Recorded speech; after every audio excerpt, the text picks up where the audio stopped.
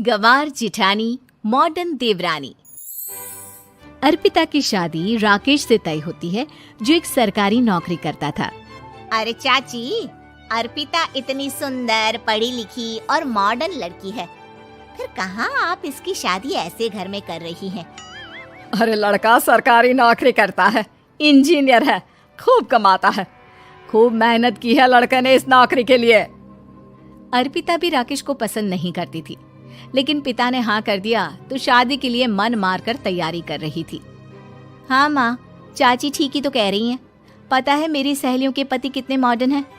अरे देख बेटा, तू मॉडर्न है ना, वो पढ़ने लिखने वाला गांव का होनहार लड़का है, तू जैसा रखेगी रहेगा। अब तक कोई उसकी केयर करने वाला नहीं था, है तो सिर्फ एक भाई भाभी, और माँ पिता तो गांव में ही रहते हैं। अर्पिता का मुंह बन जाता है। वो पिता के फोन से राकेश का नंबर लेकर उसे मिलने के लिए बुलाती है। आज तो मैं उसे साफ साफ मना कर दूंगी, मुझे नहीं करनी शादी। शक्ल देखी है ना, कपड़े पहनने का तरीका है ना बोलने का। अर्पिता राकेश से मिलने जाती है। अब क्या हो गया?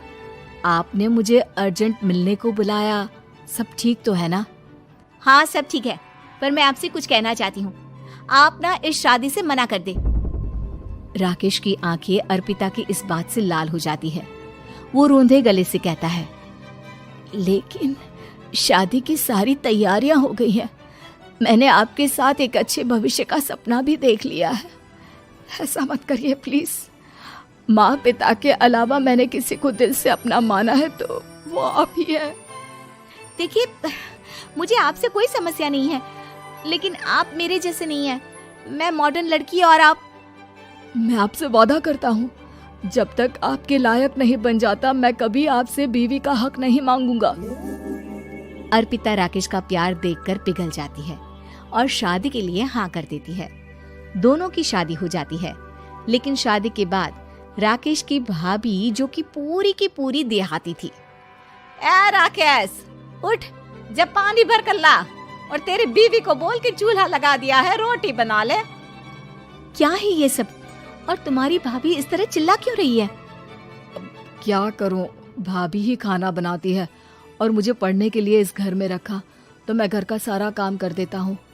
अब तुम आ गई हो, अपने तरीके से देख लो। ये मकान तो तुम्हारे पापा ने बनवाया था ना, शहर में, ताकि बेटा पढ़ाई कर सके। हाँ, पर भाभी ही पूरे घर में रहती है। ठीक है, देखो अब। अर्पिता बाहर जाती है।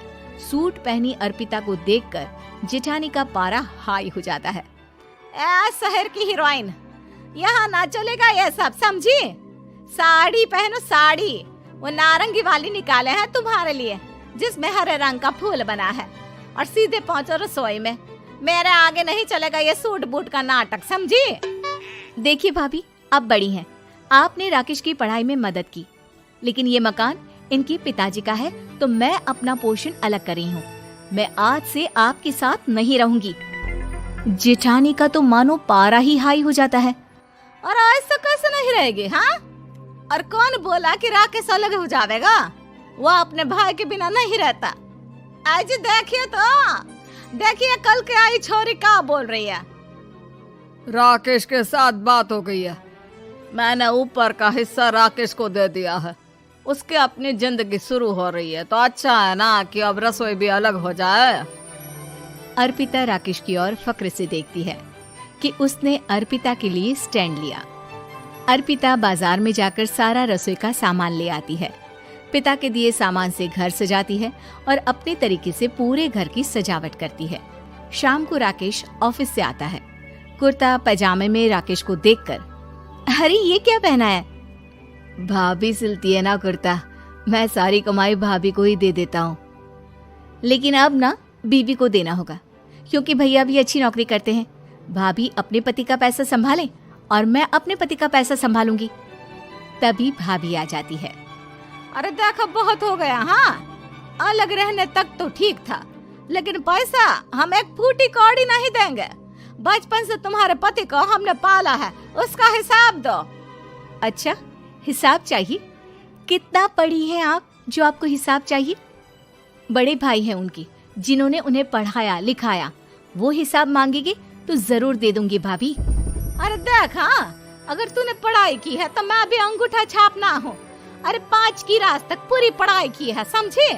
वैसे भी कल इन लोगों के माँ बाबूजी आ रहे हैं गांव से, वही लोग ठिकाने लगाएंगे तुझे।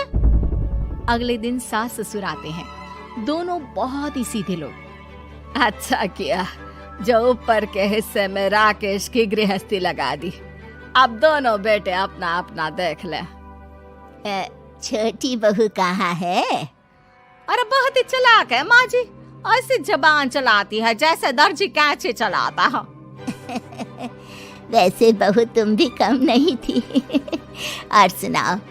तभी छोटी बहू सास ससुर के पैर छूकर उन लोगों को चाय और नाश्ता देती है। माँ जी, आप थक गई होंगी, मैं खाना लगा देती हूँ, ऊपर आ जाइए चाय पीकर। अरे बस बस, यही रहेंगे वो, क्योंकि बड़ी बहू मैं हूँ। हमेशा से इनके माँ बाबूजी मेरे पास ही आए हैं। चलिए माँ जी, आप ना किचन में खाना बनाइए, मैं जरा बाजार होकर आती हूँ और फिर साथ में खाना खाते हैं। जेठानी बाजार निकल जाती है और सास ससुर बेचारे घर पर अकेले। फिर दोपहर को, माँ जी, मैंने आप सभी के लिए खाना बनाया है। माना मैं छोटी हूँ, लेकिन अच्छा लगेगा अगर आप लोग मेरे साथ रहें। वैसे भी यहाँ है कौन बेटा, चलो ऊपर राकेश के पास ही चलते हैं। सास ससुर दोपहर का खाना खाकर वहीं आराम करने लगते हैं कि जेठानी आ जाती है। अरे वाह, ये तो वही बात हुई ना, कल की आई को पूरा परिवार और हम अकेले के अकेले। भाभी देखिए, परिवार में प्यार से रहा जाता है, ना कि चालाकी से। अम्मा खाना कैसे बनाती, पहले ही गांव से थक कर आई हैं। हाय रे दया, तो मैं का बाजार से ऐस करके आ रही हूँ। अरे भूख के मारे मेरा सर दर्द हो रहा है, पर यहाँ मेरी फिक्र कौन करेगा। अरे तो किचन में खाना है, लगा देती हूँ मैं भाभी। बड़ी बैठकर खाना खाती है और शाम को जब राकेश घर आता है। अरे राकेश, तू तो पूरा हीरो लग रहा है इन कपड़ों में। ऐसे कपड़े पहले क्यों नहीं पहनता था? राकेश बीवी की तरफ देखता है और फिर कहता है, माँ पहले पहनाने वाली नहीं थी ना। हाँ हाँ, और हम जो हाथ से सिल सिल कर कुर्ता पहनाते थे उसका का? अरे तुम्हारे भैया तो आज भी पहन रहे हैं। तभी अर्पिता सास के लिए कपड़े और ससुर के लिए शर्ट पैंट ला कर देती है। उन लोगों को फ्रिज से ठंडा पानी और टीवी में फिल्म दिखाती है।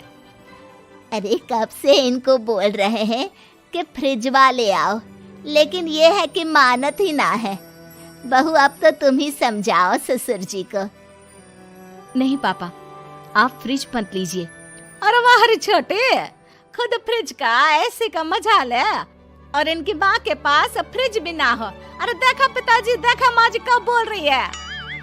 अरे उसकी पूरी बात तो सुन लो कि वो क्या बोल रही है। वो इसलिए क्योंकि अब माँ जी और पापा यहीं रहेंगे मेरे पास। घर को घर सिर्फ मॉडर्न या गांव की सोच नहीं, बल्कि संस्कार बनाते हैं भाभी, और संस्कार अच्छे हो तो सब सही हो जाता है।